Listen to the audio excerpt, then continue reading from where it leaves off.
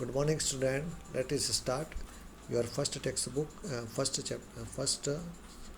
chapter, macroeconomics, basic concept of national income. Let us start. See page number 1.1. 1.1 Meaning and subject matter macroeconomics. The word macro is divided from the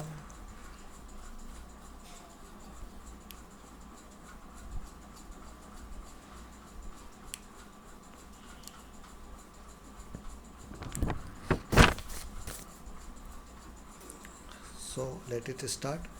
Introduction and microeconomics, meaning and subject matter macroeconomics. The word macro is divided from Greek word makers meaning large. यह एक Greek शब्द से बना है macro, जिसका मतलब होता है लार्ज.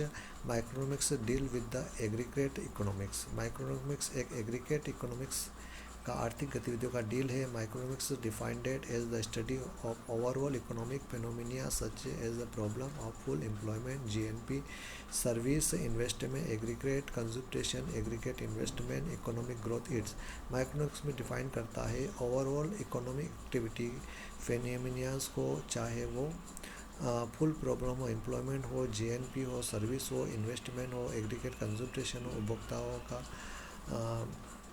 क्रय शक्ति हो, इन्वेस्टमेंट हो, आर्थिक ग्रोथ हो. It is also now as a theory income of employment, since the major subject matter deal with the determination in income employment. जहाँ पर व्यापक तौर पर थ्योरी ऑफ इनकम और एम्प्लॉयमेंट को काम करता है और सब्जेक्ट मैटर डील करता है, और ये इनकम और एम्प्लॉयमेंट से रिलेटेड है. फिर आ जाता है the study of micro economics is used to solve many problem of an economic like monetary problem, economic inflation, general employment, inflations, disequilibriums, the balance of payment, the scope of the subject matter. Microeconomics include the topic of show in pack. तो यहाँ पर जो microeconomics जो use करता है many problems को, जिसमें monetary problem, economic influence, general unemployment, inflations, balance of payment positions, और जो माइक्रोइकोनॉमिक्स से रिलेटेड जो स्कोप है इंक्लूडिंग उसको देखता है. फिर आता है पेज 1.2, जहाँ पर माइक्रो इकोनॉमिक्स से रिलेटेड 4 पार्ट्स दिया गया है. Theory of income and employment, फिर आता है theory of general price level, theory of income and employment, जहाँ पर इन आय और रोजगार का सिद्धांत है. दूसरा है upside theory of general price level and inflation, जहाँ पर सिद्धांत कीमतों का स्तर और प्राइस लेवल है. फिर आता है थ्योरी ऑफ इकोनॉमिक ग्रोथ, जहाँ पर आर्थिक वृद्धि के सिद्धांत काम करता है. और फोर्थ है थ्योरी ऑफ डिस्ट्रीब्यूशन, जहाँ पर सिद्धांत ऑफ विभाजन का कार्य करता है. फिर आता है इम्पोर्टेंस ऑफ माइक्रो इकोनॉमिक्स. तो यहाँ पर micro economics is emerge the most challenging branch of economic. It is world of simulations के हिसाब से सबसे ये वो ब्रांच है जो सबसे इकोनॉमिक का चैलेंजेस ब्रांच है दुनिया भर के लिए, जहाँ कोई no area economics today more विचुअल एंड कंट्रोवर्शियल देन माइक्रोइकोनॉमिक्स. में कोई सीमित एरिया नहीं है आज के समय में. फिर आता है the importance of microeconomics theoretical and practical reasons clear from the following reason. Micro economics का क्या इंपॉर्टेंस है, खास करके थ्योरिकल और प्रैक्टिकल रीजंस क्या है, वो निम्न बिंदुओं पर देख सकते हैं. Number 1, the give and overall view of the growing complexity and economic system is provided the powerful goals and explain the working of a complex economic system. जिसमें ओवरऑल ग्रोइंग का जो कॉम्प्लिकेट सिस्टम है उसको powerful tools के रूप में provide करता है, और ये वर्क को जो इकोनॉमिक कॉम्प्लेक्स सिस्टम में को एक्सप्लेन करता है. Number 2, it provide the basic and logical framework for forming एप्लीकेट micro economics policies, जहाँ पर यह बेसिक लॉजिकल फ्रेमवर्क को एक्सप्लेन करता है अलग अलग प्रोविंसेस को लेकर, एम्प्लॉयमेंट को लेकर, चाहे वो डायरेक्ट हो या इनडायरेक्ट हो। थर्ड है it help analysis the reasons of economic inflation, provide remedies, जिसमें इकोनॉमिक रेमेडीज और उसके रीजंस को फॉलो करता है।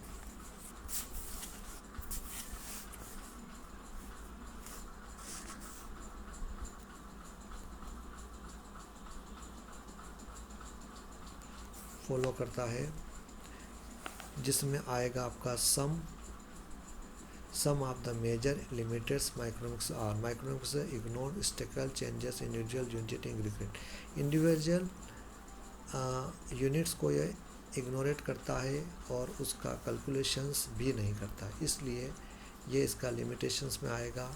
थर्ड एक हिक point the most macro magnitude which figure large economic decision है सब्जेक्ट इरोड, इसमें लार्ज स्केल प्रोडक्शन की ही बात होती है, लार्ज इकोनॉमिक मैटर की बात होती है, यहाँ पर सिंगल यूनिट की बात नहीं होती, इसलिए सब्जेक्ट के लिए यह एक इरोर का काम करता है। फिर आता है 1.2 गुड्स मीनिंग एंड टाइप, वस्तुओं का मतलब और वस्तुएं का प्रकार। Goods are physical object natural or man made which can be seen touched and measured, command a price market. Goods include both physical object tangible object and service, वस्तुएं वो सब कुछ हैं जो फिजिकल ऑब्जेक्ट के रूप में, भौतिक वस्तुएं जो जिसको या तो प्रकृति से हमें मिली या इंसान ने बनाई, जिसको हम देख सकते हैं, टच कर सकते हैं, जिसको नाप सकते हैं और उसको मार्केट प्राइस इंक्लूड करके उसको गुड्स के रूप में नया नाम देते हैं, जिससे अलग अलग सर्विसेज ले सकते हैं, वो सारी गुड्स के कैटेगरी में आएंगे। Goods which command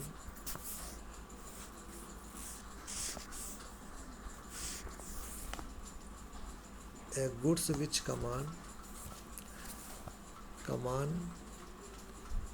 so can be touched, goods command price in market called economic goods, वे वस्तुएं जो जिसको कमांड या प्राइस मार्केट में डिसाइड किया जाता है वो इकोनॉमिक वस्तुएं होगी। Not command price called non economic, जिसमें कीमतें डिसाइड नहीं कोई की जाती वो नॉन इकोनॉमिक वस्तुएं कही जाएगी। Intermediate goods and final goods, a product can be intermediate, final and distribution based and erase ultimate goods importance national income, वो प्रोडक्ट जो एक दूसरे पर आधारित है फाइनल वस्तुओं के रूप में जाएगा, जिसका डिस्ट्रीब्यूशन और बेस्ड अल्टीमेट यूज़ किया जाएगा, जिसका इम्पोर्टेंट नेशनल इनकम में अकाउंटिंग या नेशनल इनकम में सीधा जोड़ा जाएगा। Intermediate goods, these goods are accurate further production for resale during the same year, उसी ईयर में जिस वस्तुओं को रिसेल किया जाता है वो इंटरमीडिएट गुड्स के रूप में आएगा। ठीक है, फिर है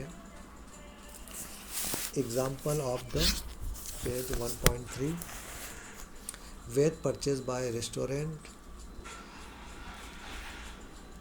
restaurant, cotton purchase by trade making mill, furniture purchase by furniture shop, resale cloth purchase by manufacturers and readymade garments.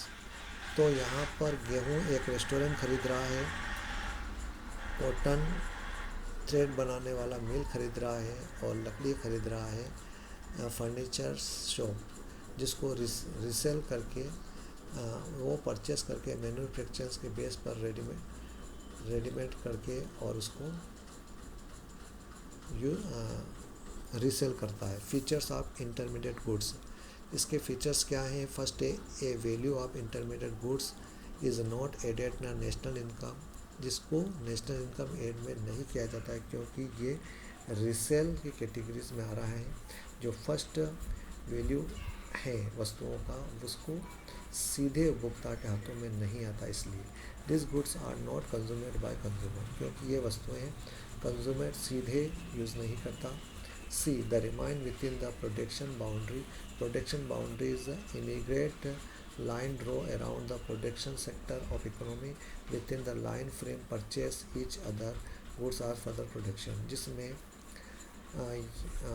Production boundaries होती है। प्रोडक्शन बाउंड्री से रिलेटेड एक लाइन क्रॉस करता है जो सेक्टर और इकोनॉमिक से रिलेटेड है, जहाँ पर वस्तुएं परचेस की जाती है और उस प्रोडक्शंस के बाद फाइनल गुड्स हैं, जिसमें there are goods are accurate for personal consumption investment, जहाँ पर वस्तुएं एकात्मक या निजी तौर पर इन्वेस्ट की जाती है और फाइनल यूज़र के यूज़ में। एग्जांपल के तौर पर wheat, furniture, cloth, glow, butter, bread used by consumer, जहाँ पर consumer wheat, cloth, bread, butter use करता है।